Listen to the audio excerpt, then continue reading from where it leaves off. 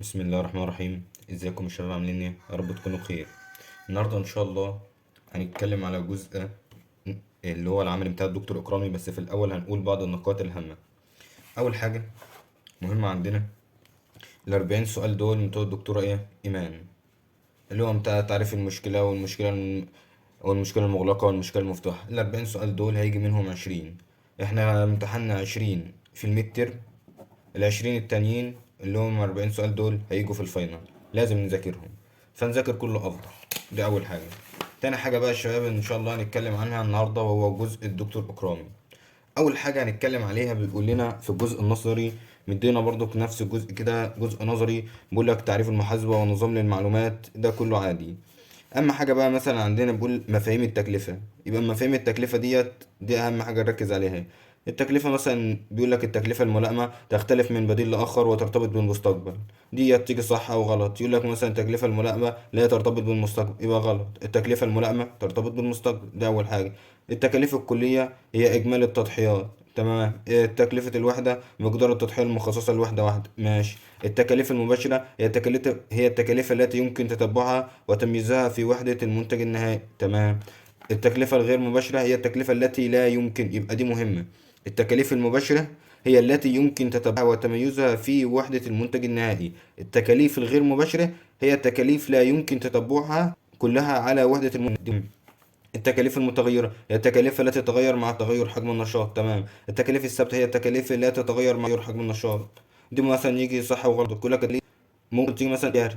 التكاليف نقط هي التي تتغير مع تغير حجم النشاط، يبقى التكاليف المتغيرة. ويجيب لك بقى اختيارات، يقول لك المتغيرة، الثابتة، الغير والثابتة، الثابتة فقط كده.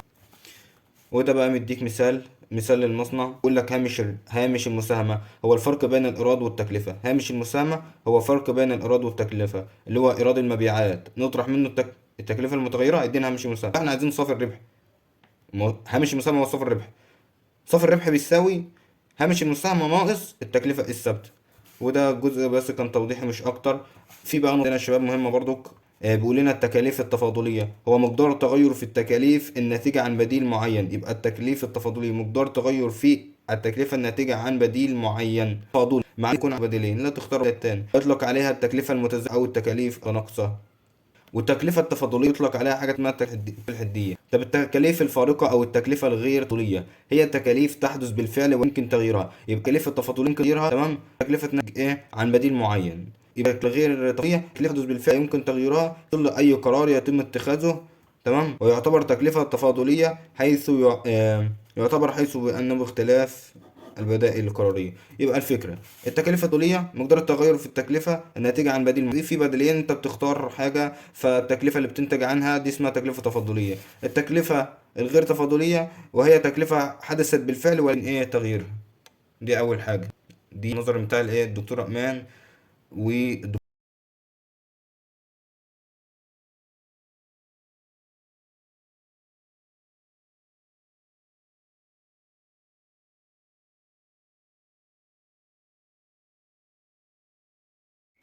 بعد كده بقى يا شباب هنخش على جزء العملي بتاع الدكتور اكرامي. بيقول لك ايه بقى؟ طرق تقييم النظام الرأسمالي. في عندنا يا شباب طريقتين لتقييم الانفاق الرأسمالي. اول حاجة التقييم المالي، وتاني حاجة التقييم الغير مالي.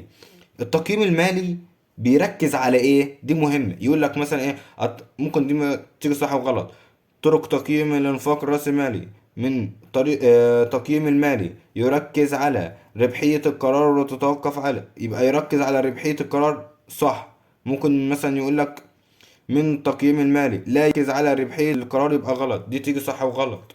يبقى طرق تقييم الانفاق راس مالي حاجتين اتنين، تقييم مالي وتقييم غير مالي. تقييم مالي بيركز على ربحية القرار، تقييم غير مالي ليس هو المعيار الوحيد لقبول ورفض المشروع. يبقى التقييم الغير مالي ملهوش اي شرط، ولا يقبل المشروع ولا يرفضه. التقييم المالي بيعمل على زيادة في التدفقات، تمام، النقدية، ونقص في التدفقات الخارجية. يبقى التقييم المالي بيعمل على زيادة التدفقات النقدية المطلوبة ونقص في التدفقات الخارجية، وبيعمل على زيادة الاستثمار المبدئي، تمام. طب التقييم الغير مالي توجد عوامل أخرى يجب أخذها بالاعتبار. يعني التقييم الغير مالي فيه عوامل تانية اللي هي الأوضاع الاقتصادية والموارد البشرية.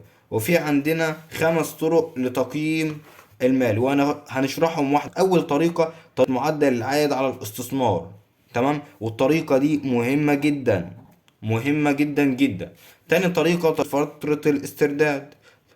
تالت طريقة طريقة صافي القيمة الحالية، دي مهمة برضو، دي ممكن تيجي مسألة عملي أو دي. ومعدل العائد الداخلي وإيه دليل الربحية. تمام، هناخدهم بقى واحدة واحدة بالتفصيل، مسائل من الكتاب.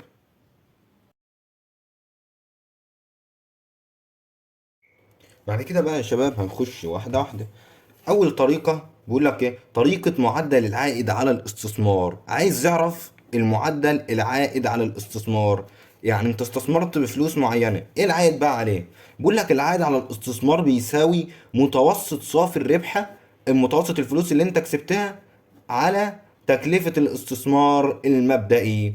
طب متوسط صافي الربح دي بتساوي إيه؟ متوسط صافي الربح بتساوي مجموع الأرباح اللي انت حققتها خلال سنين الاستثمار على عدد سنوات الاستثمار. اهو متوسط صافي الربح بيساوي مجموع الارباح خلال عمر المشروع على عدد سنوات عمر المشروع. تمام. طب تكلفة الاستثمار المبدئي هي متوسط تكلفة الاستثمار اللي هي ايه؟ اللي هي تكلفة الاستثمار او تكلفة الاستثمار الجديد زائد تكلفة الاستثمار القديم اللي هي تكلفة الأصول الجديدة زائد تكلفة الأصول القديمة ناقص مجمع إهلاك الأصول القديمة، تمام، زائد قيمة الخردة لو في خردة، زائد رأس مال إضافي لو فيه على 2. يبقى تكلفة الاستثمار اللي بيقول إيه؟ بيقول تكلفة الاستثمار تكلفة الأصل الجديد زائد تكلفة الأصل القديم ناقص مجمع الإهلاك وبتما بين قوسين تطرحهم من بعض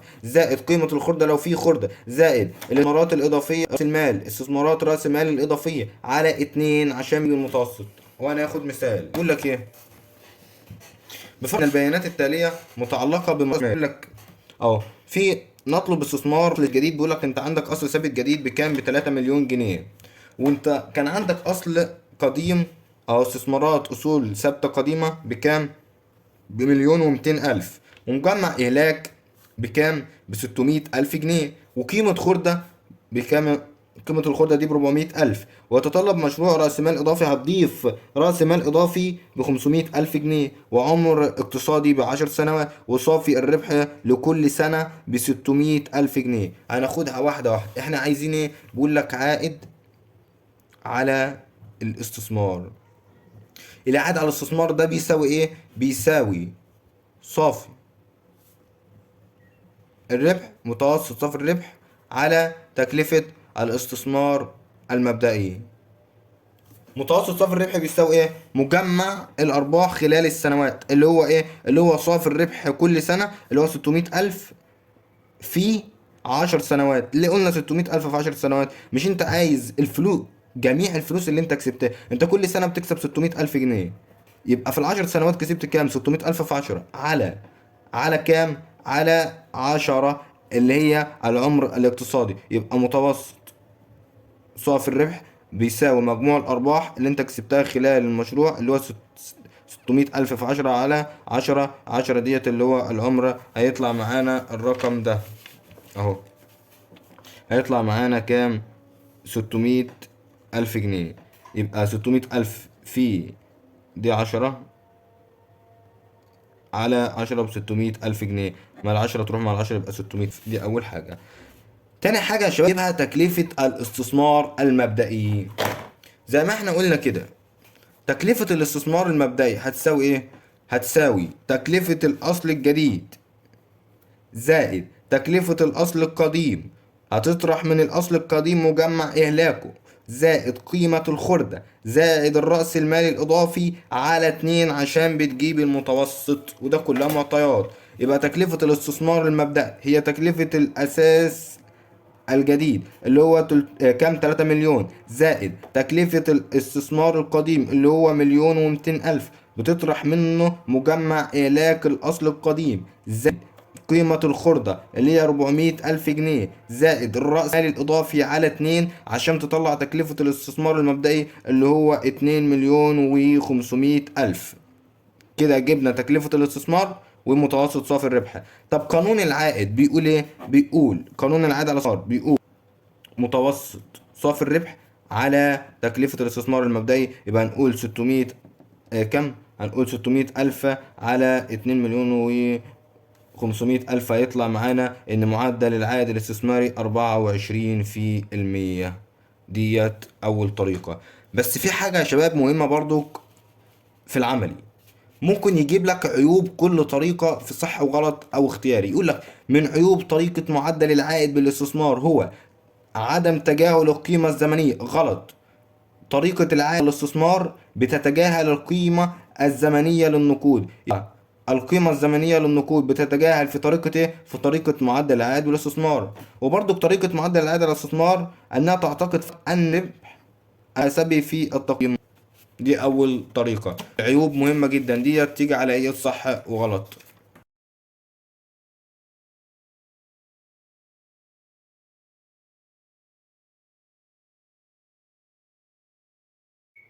تاني حاجة بقى يا شباب عندنا طريقة فترة الاسترداد. بيقول لك الزمن التي سيستغرق استثمار الاسترداد قيمته وهي الفترة تسترد داخل لها التكلفة. يعني بتحسب فترة، لو انت مثلا اشتريت آلة بتحسب الفترة اللي انت بتسترد فيها المبلغ بتاع الآلة ديت. يعني ايه؟ انت مثلا رحت اشتريت آلة ب100,000 جنيه، عايز ترد مبلغ الآلة، هترده ازاي؟ عن طريق ان انت مثلا كل سنة هتكسب مثلا يعني 1000، يبقى انت هترد المبلغ ده 1000 في 100 ب100,000. لا ده ما تنفعش. طب لو في آلة تانية مثلا ب1000 جنيه وهتردها في 10 سنوات، يعني مثلا هترد ال100,000 دي ب10، يعني كل سنة بتكسب 10,000 جنيه، ف10,000 في 10 ب100,000، دي أفضل. طب مثلا لو انت كل سنة هتكسب 200,000 جنيه، يبقى 200,000 في 5 ب100,000، يبقى دي أفضل وأفضل. فطريقة الاسترداد، أنهي أفضل طريقة استرداد؟ اللي انت تشتري آلة وتردها بسرعة اقل حاجه. تمام. وفي عندنا حاجتين اتنين بقى في طريقه الاسترداد، فتره الاسترداد في حاله التدفقات النقديه المتساويه وفي حاله التدفقات النقديه الغير متساويه. وهنشرح واحده واحده. اول حاجه في حاله التدفقات النقديه المتساويه فتره الاسترداد بتساوي استثمار مطلوب، يعني تكلفه الآلة اللي انت اشتريتها على صافي التدفقات النقديه.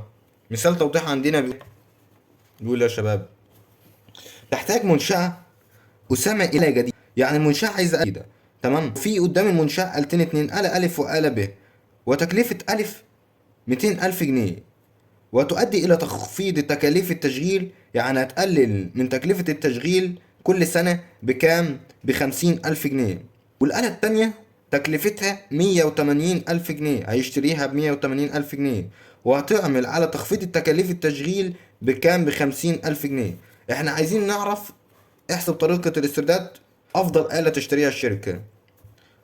طريقة الاسترداد هنقول تكلفة الآلة اللي هي تكلفة الأصل، الآلة ألف كان شاريها بكام؟ ب200,000 جنيه، على إيه بقى؟ على تكلفة التشغيل اللي هو هيوفرها، اللي هي صافي التدفقات النقدية. صافي التدفقات النقدية اللي هو قايل لنا في المسألة، وتعمل على خفض تكاليف التشغيل ب50,000 جنيه. يبقى 200,000 على 50,000 جنيه هتطلع معانا بكام؟ هتطلع معانا بأربعة.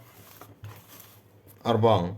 يبقى هو لو اشترى الآلة الأولى يسددها في 4 سنوات. طب نروح للآلة التانية اللي هي كام؟ التكلفة بتاعتها 180,000 جنيه على 50,000. لو هو اشترى الآلة التانية هيسدها في تلاتة، في 3 سنوات مثلا و6 من 10، اللي هي يعني نقول مثلا هي 3 ونص، 3 سنين ونص. يبقى انت من رأيك تشتري آلة ب200,000 جنيه وتسددها في 4 سنوات، ولا تشتري آلة ب180,000 جنيه وتسددها في 3 سنين ونص، اللي هي 3 سنين ونص عشان هتسدد بدري. تمام. يبقى الفكرة دلوقتي هيديك آلتين، دي تيجي ازاي؟ دي اقول لك تيجي اختياري، يجيب لك المسألة دي ويقول لك مثلا ايه تحتاج منشأة أسامة آلة، ويقول لك في آلة ألف وآلة ب. تمام. تكلفة ألف 200,000، وهتعمل على تخفيض التكاليف التشغيلية بكام؟ ب50,000. تكلفة ب 180,000، وهتخفض التكاليف التشغيل ب50,000. هيقول لك أنا أفضل تشتري، هتقول 200,000 على 50,000 هتطلع معاك ب4 سنوات، هترد الفلوس دي ب4 سنوات. والتاني حاجة تقول 180 ألف على 50 ألف، هتطلع معاك 3.5. يعني لو انت اشتريت الآلة التانية هتردها في 3 سنين ونص. يبقى أفضل تشتري آلة ب اللي هي.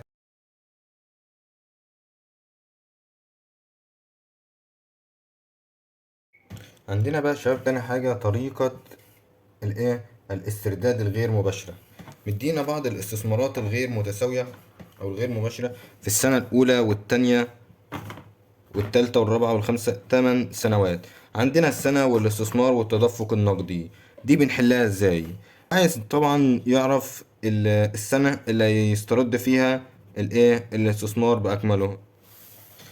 بنعمل جدول زي ده كده يا شباب، السنة الأولى والتانية والتالتة والرابعة والخامسة والستة والسابعة والثامنة لحد ما نوصل للسنة الثامنة.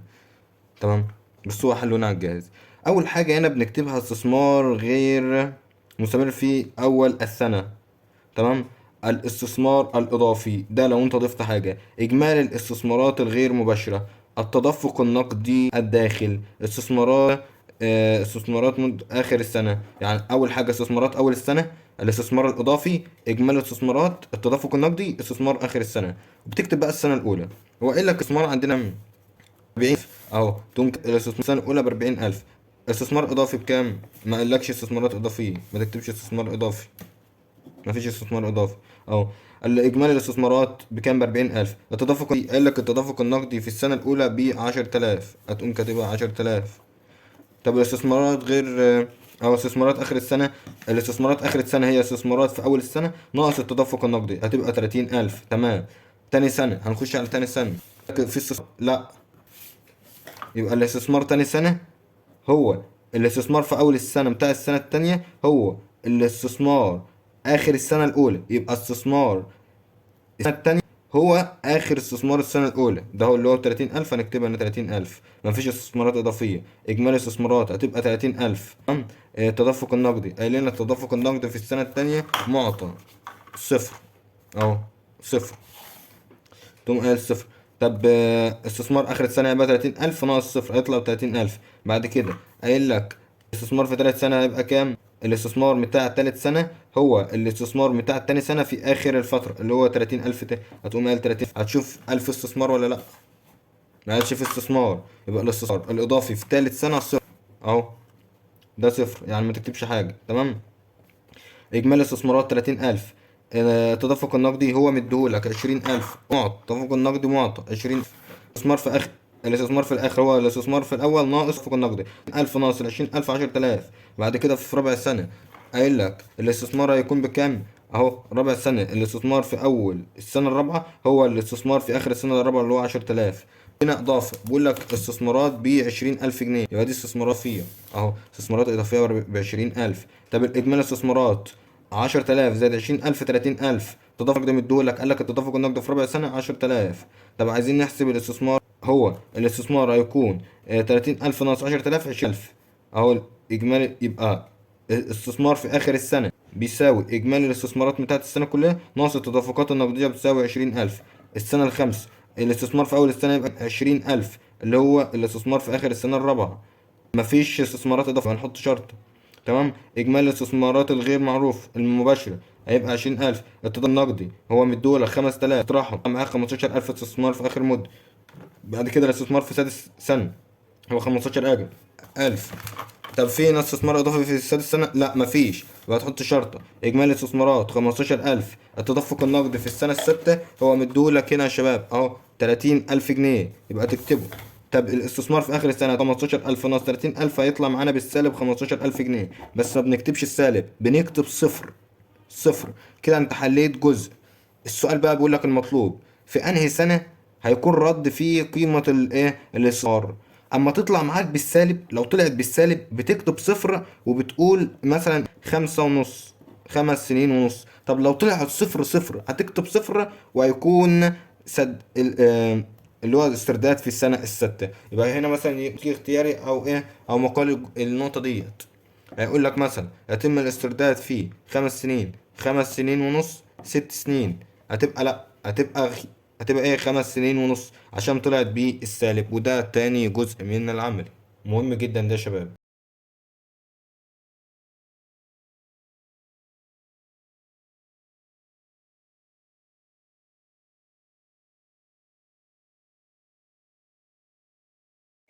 وطبعا زي ما قلنا من اهم الحاجات عيوب الطرق. ايه عيوب طريقة فترة الاسترداد؟ بيقول لك بتركز على القيمة الزمنية. يبقى دلوقتي في حاجة اهو، عيوب طريقة معدل العائد تتجاهل القيمة الزمنية. طب ديت تركز على القيمة الزمنية، تمام. لم تأخذ في الاعتبار التدفقات النقدية، دي تعتمد فقط على الربح المحاسبي. يبقى دي العيوب اللي بتيجي في جزء الدكتور اكرام غلط. يقول ان عيوب طريقة فترة لا تركز على القيمة الزمنية، غلط. يبقى طريقة فترة الاسترداد تركز القيمة الزمنية. تاني حاجة تأخذ في الاعتبار التدفقات النقدية. بقول لك يبقى تقييم طرق صافي القيمة الحالية. بعد كده صافي القيمة الحالية دي اللي احنا هنشرحها. بيقول لك من مزايا تقييم القيمة الحالية، أول ميزة وهي تأخذ في اعتبار القيمة الزمنية للنقود. يبقى بتأخذ في الاعتبار القيمة الزمنية للنقود. تاني حاجة تأخذ في الاعتبار التدفقات النقدية. يبقى عيوب فترة الاسترداد لا تأخذ في الاعتبار القيمة النقدية. طب صافي القيمة الحالية قالت لك لا، احنا بنأخذ في الاعتبار التدفقات النقدية وتقوم بالمقارنة بين التكاليف والإيراد. دي لازم نحفظها من الفاينل. طب العيوب، يتطلب مصارعة تحديد معدل فائدة مناسب وتقوم الإدارة بتحديد مسبقا بصورة تقديرية، تمام، وتقدير الدرجة أن من الأداء. يبقى زي في الحاجات ديت تيجي في صح وغلط. طريقة معدل العادي ديت بتيجي نظري، تمام. وطريقة دليل الرياء دي برضه تيجي نظري. بس في نقطة هنا بقى ممكن تيجي صح وغلط. بيقولك المعدل الذي يتساوى عنده التدفق الداخلي والتدفق الخارجي. يعني التدفقات الداخلية والتدفقات الخارجية لما بيساووا بعض يبقى صافي القيمة الحالية بتساوي صفر. يبقى لما التدفقات الداخلية والتدفقات الخارجية بتساوي بعض صافي القيمة الحالية بتساوي صفر. ممكن يجيبها لك في صورة اختيارات. عندما تتساوى التدفقات النقدية والتدفقات الخارجية صافي القيمة الحالية بتساوي واحد، صفر، اتنين، سالب واحد، هتبقى صفر. انا بحاول اقول يعني ممكن السؤال يجي ازاي. تاني حاجة طريقة دليل الربحية دي نظري فقط. ده هو دليل الربحية لو من واحد يبقى المشروع ده مقبول، لو أقل من واحد مشروع غير مقبول. دي برضو بتيجي اختياري. لو مثلا يقول لك درجاته الربحية أكبر من واحد مشروع ولا غير مقبول يبقى مشروع مقبول. دليل الربحية أقل من واحد مشروع غير مقبول. الربحية بتساوي واحد، نقطة صافي لقبول المشروع، تمام. لا هيكسب ولا يخسر. يساوي واحد مش هيكسب ولا يخسر. طب لو أكبر من واحد هيكسب، لو أقل من واحد. بعد كده بقى هناخد مثال القيمة الحالية. وطبعا زي ما قلنا الحالية دي مهمة.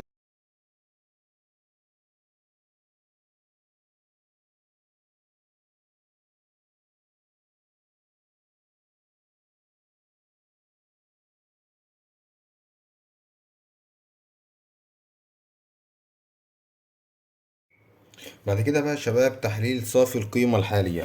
بيكون مدينا بعض المعطيات وهي التكلفة المبدئية، تمام، مثلا للأصل أو الآلة، وعمر المشروع أو الآلة، وفورات تكلفة تكلفة سنويا اللي هي 1800، وقيمة الخردة صفر، المعدل العائد المطلوب.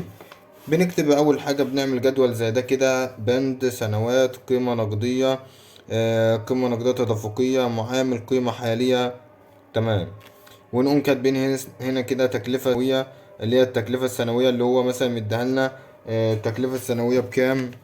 التكلفة السنوية بتاعت، هو قال لنا عمر المشروع 5 سنين، بنقول التكلفة السنوية من أول سنة لخامس سنة كام؟ 1800 أهو. مش هو قال لنا اهو تكلفة سنوية 1800، يبقى احنا نروح للتكلفة السنوية نكتبها في قيمة التدفقات النقدية 1800. والمعامل بيكون مدولنا واحد، معامل مدولنا كام؟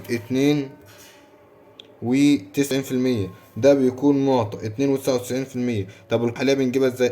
في 92% هتطلع باختلاف 380. ده أول.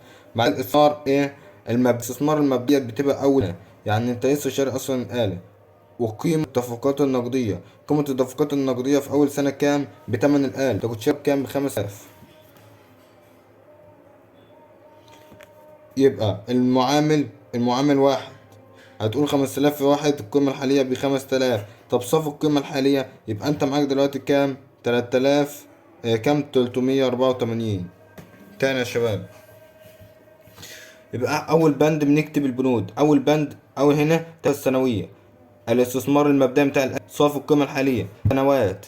انت التكلفه، انت عمر الآلة من عمر الآلة 5 سنوات، يبقى من وقت 5. تمام. طب وقيمة التدفقات النقدية، قال لك تكلفة الآلة سنويا 1800 أو 1800. تمام. طب المعامل مديهولك 2.99%، هتقول طب انت عايز القيمة الحالية بتساوي قيمة التدفقات النقدية في معامل، يبقى 1800 في 2.99% هيطلع معاك 5384. تمام. تاني حاجة الاستثمار المبدئي. الاستثمار المبدئي اللي هو أول سنة، السنة اللي انت اشتريت فيها الآلة. القيمة التدفقات النقدية هي ثمن الآلة اللي هي 5000. المعامل واحد، 5000 في واحد ب5000. طب صافي القيمة الحالية بتساوي التكلفة السنوية بتاعت كل سنة ناقص الاستثمار المبدئي، يطلع معانا ب384.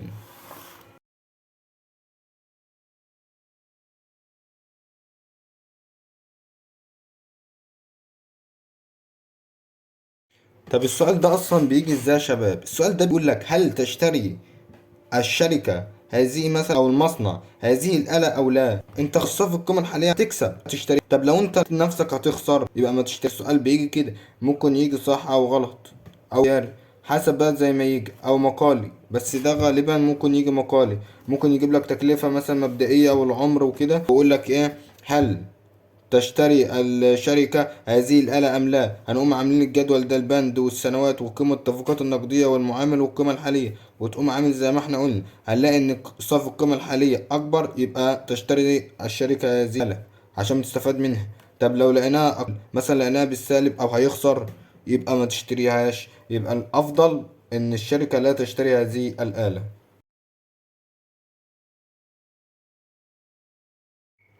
وعندنا معلومة بقى يا شباب مهمة، ممكن دي تيجي صح وغلط. التدفقات النقدية عندنا نوعين، تدفقات نقدية داخلية وتدفقات نقدية خارجية. الداخلية النقدية تزداد، الخارجية النقدية تقل. الداخلية زيادة في الأرض، خفض في التكليف، القيمة التضريبية أو رأس المال العام المحدد بعد نهاية المشروع. تمام. طب الخارجية تكلفة الاستثمار المبدئي، الزيادة اللازمة من رأس المال الكامل، تكاليف الصيانة. دي مهمة جدا، دي ممكن تيجي صح وغلط. مثلا يقول لك ايه، التدفقات النقدية الخارجية تزيد من النقدية، غلط، تقلل من النقدية. طب ممكن يكون التدفقات النقدية الداخلية نقط، النقدية تقلل يبقى تزيد. دي ممكن تيجي صح.